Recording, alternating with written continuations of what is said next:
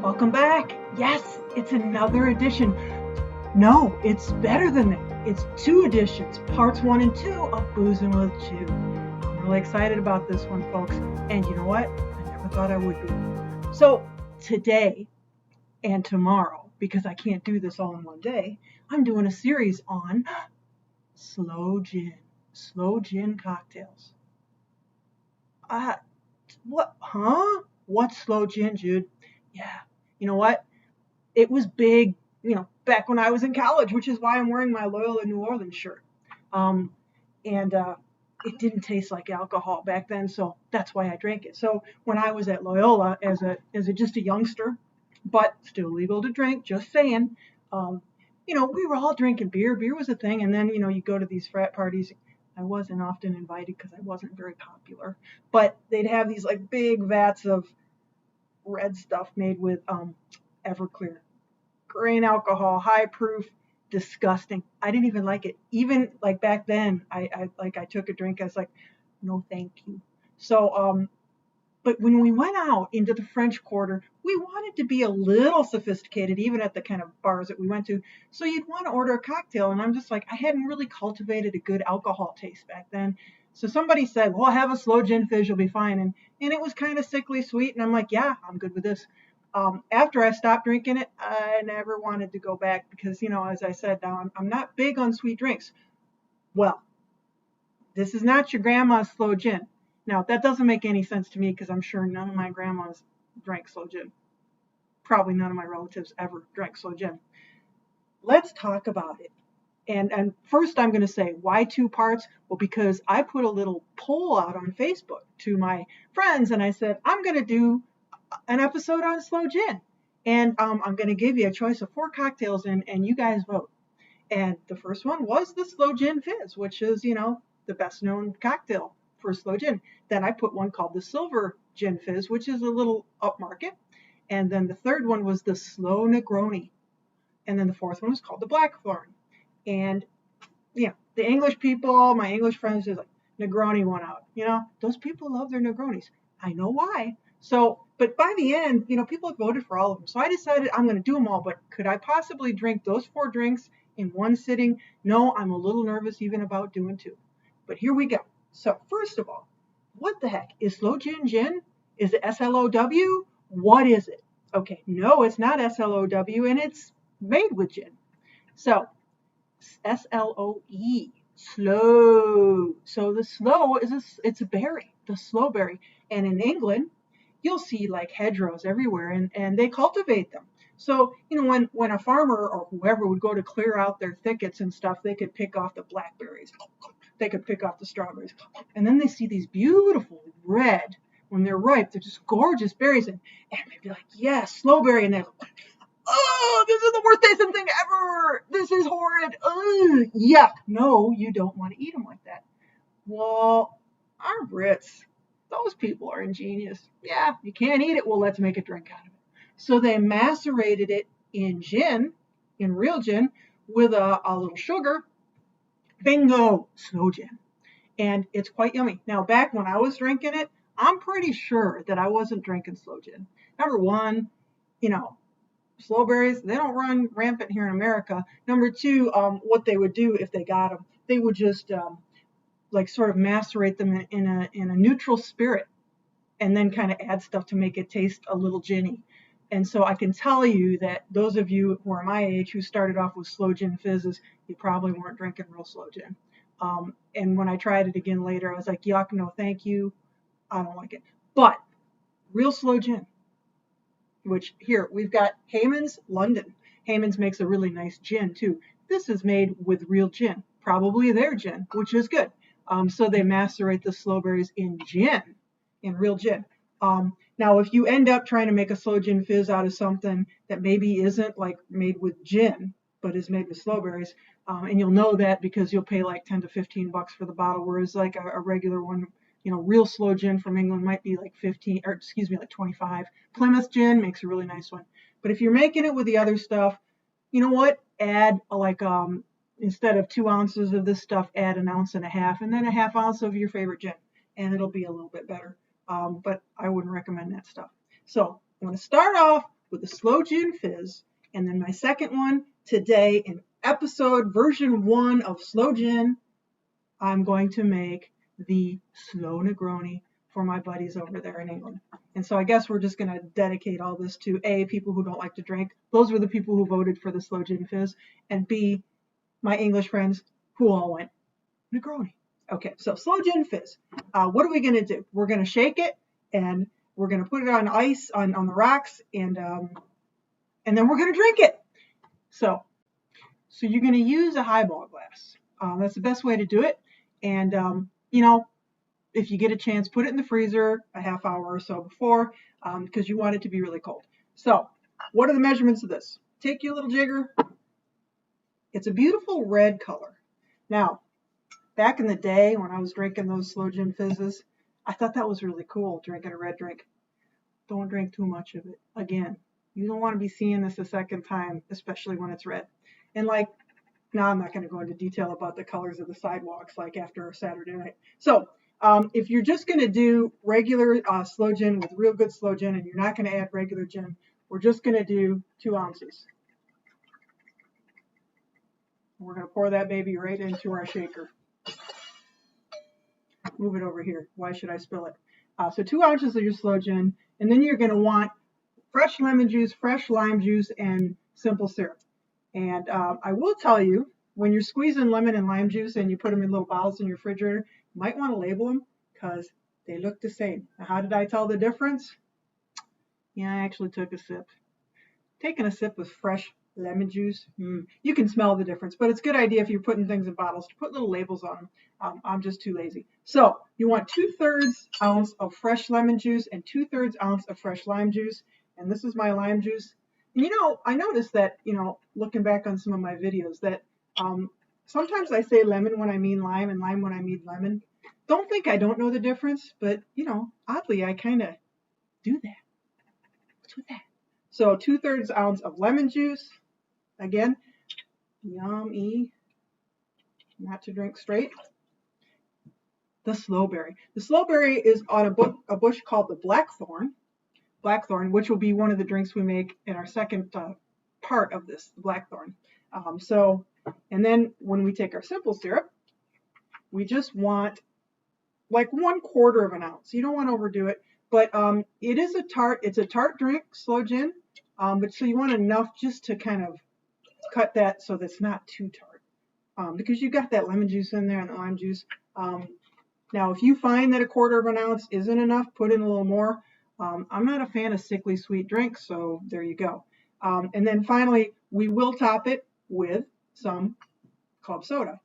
But first, we're going to add some ice and shake this baby up. Oh, Max here. She's had a rough day. It's a hot one, folks. It's been really hot here lately, and another ball throwing session for her. The reason I keep looking over is because she's jumping from sofa to chair to whatever to try to find a place to be cool. Hey, I got the air pump down. Don't worry, she's not being abused. Okay, so we're gonna shake this baby up.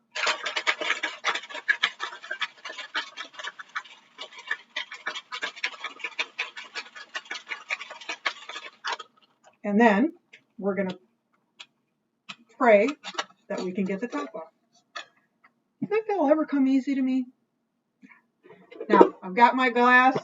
I've actually got a little ice in it. I have it sitting in ice. It's been in the freezer.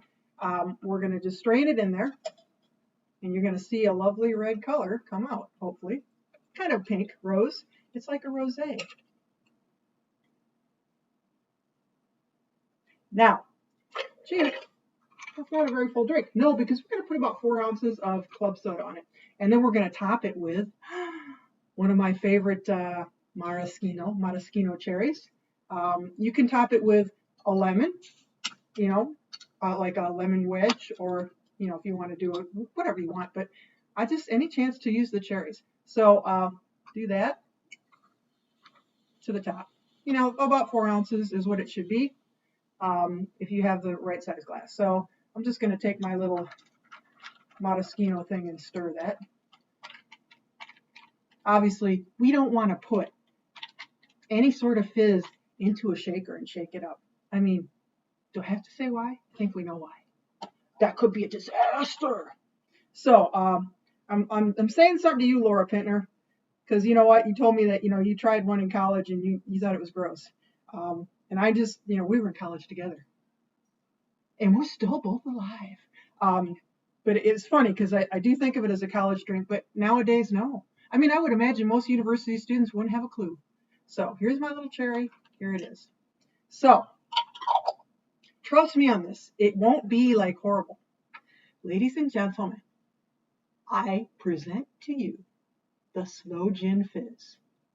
Thanks to our English friends for their Sloe Gin, and cheers to my buddies that voted for it. Chris, Gooch, really? Sloe Gin Fizz? Okay, I get it. Let's try it. Yeah, this is perfect for a hot day. Oh, never see that cherry again.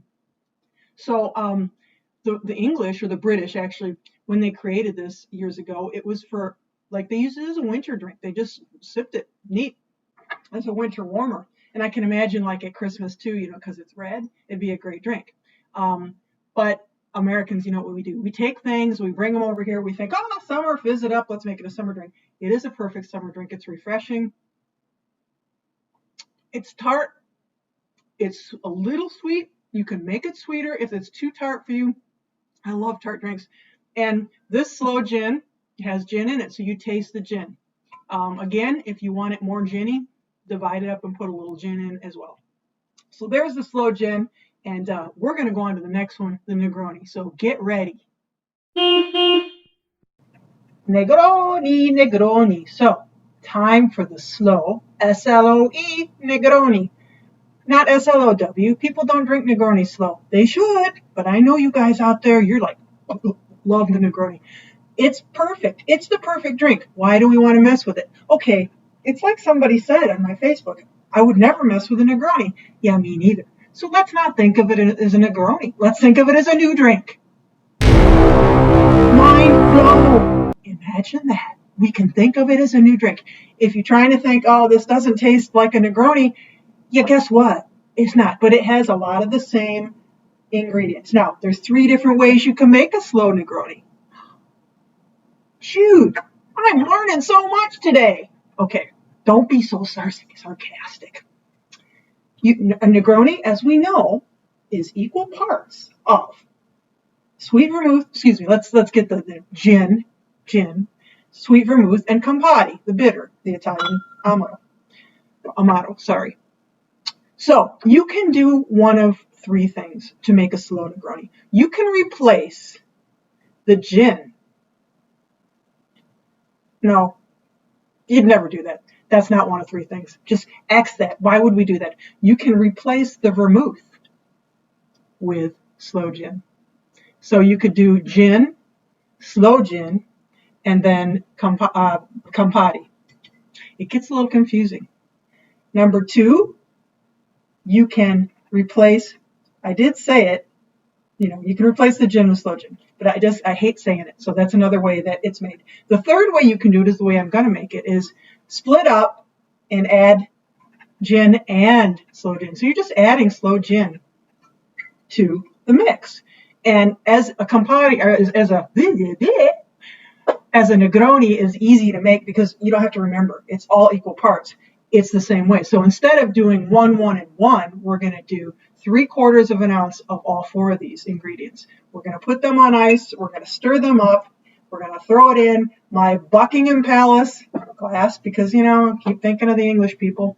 And then we're going to, drink it. By the way, you just take another sip of my Sloe Gin Fizz. Got to start drinking, right? You know what? That's a good drink. I don't remember it tasting like that. It didn't. Okay, so what we're going to do here, 3/4 of each. So I'm going to start, I'm going to throw a little curveball. Journeyman, I've talked to you about Journeyman Distillery. Journeyman's up the road in Michigan. In Michigan, as Dominic would say, the best state in the union. Yeah, okay, sorry, it is. Good distillery. And they sold me one day, because they're good salespeople, Bilberry Black Hearts Gin. Bilberry. So it's got, you know what? It's not like this, where it's not gin. It's got a very mild taste of a bilberry in it. What's a bilberry, Jude? Yeah. They're sort of like, Eurasian blueberries. So they come from Eurasia, and they look like blueberries, and I guess they taste a little bit like them. But so here we go. We're going to use this because I figure bilberry, slowberry, berry, maryberry, I don't know, berries. So I'm just going to do that, but you know what? You wouldn't do it normally. Use your regular favorite gin. I'm just having a little fun here. So 3/4 of an ounce of gin. And we're just going to say gin. We're not going to say Bilberry Blackheart's gin, even though it is that we're using. Woohoo! Gin, gin, gin, gin, gin. So throw that into your pitcher. You can just make this in the glass too with ice and stir it. I always like to do this in case it's too much. I don't want to have to measure. And then I'm going to go sloe gin, slowberry and bilberry, mixing them together. 3/4 of sloe gin. It's going to be an interesting color with all these red things in here, right? I haven't tried this. This is all new to me. I'm just making it up as I go along. But hey, I didn't just make it up, actually. I read a lot about it, so it's not like I'm making up my own drink here. There is a sloe Negroni. It exists. 3/4 of, God, I love this stuff. You guys really, splurge. This little bottle of Antica Formula vermouth, it just makes the drink. If you're drinking something that has a decent part of sweet vermouth in it and you don't use a good one, no wonder you don't like the drink. There's a huge difference. I'm just saying. I'm sad that I'm more than halfway down on this because I hate to shell out the dough, but I will now that I'm a converted Antica Formula drinker. That being said, it's not the sweet vermouth for every drink because it does have a very distinct taste. And now we're at the Amato Campari, the very red stuff that used to be red because they put some kind of crushed beetle in it that made it red, but thankfully for us, they don't do that anymore. And there we go. So we've got ourselves a red drink. We can say, if you're drinking it in the middle of the day and somebody comes by, you say, hey, it's Faygo Red Pop. Do you remember that, the Faygo Red Pop? English people probably didn't have it. I'm going to load this baby up with ice. And I'm actually going to load my drink up with ice too because my glasses are cold. I usually chill these up, but doing 2 parts today, hey, can't keep up. Cannot keep up. Who drinks 2 drinks in the middle of the day? All right, we all do. Let's just be honest. Okay, that's it for ice. I'm out of ice. All right, so we're going to stir this up and get it nice and cold. Is this exciting or what? I'm making a show with a sequel. I've already got a sequel like Rocky.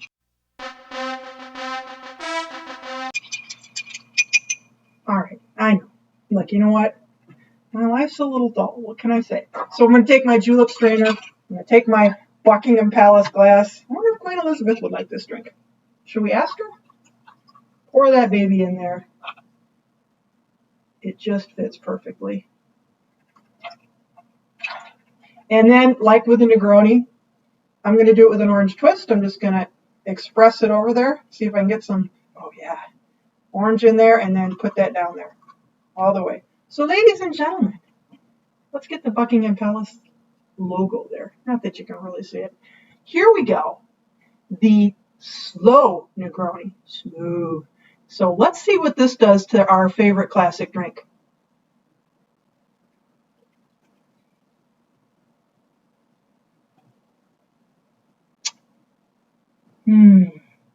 I like it. I like it. You know what? It's a little teeny bit medicinal, but you know what the Negroni is anyways, isn't it? It's like a Negroni with sloe gin in it. You know what? It's a good drink.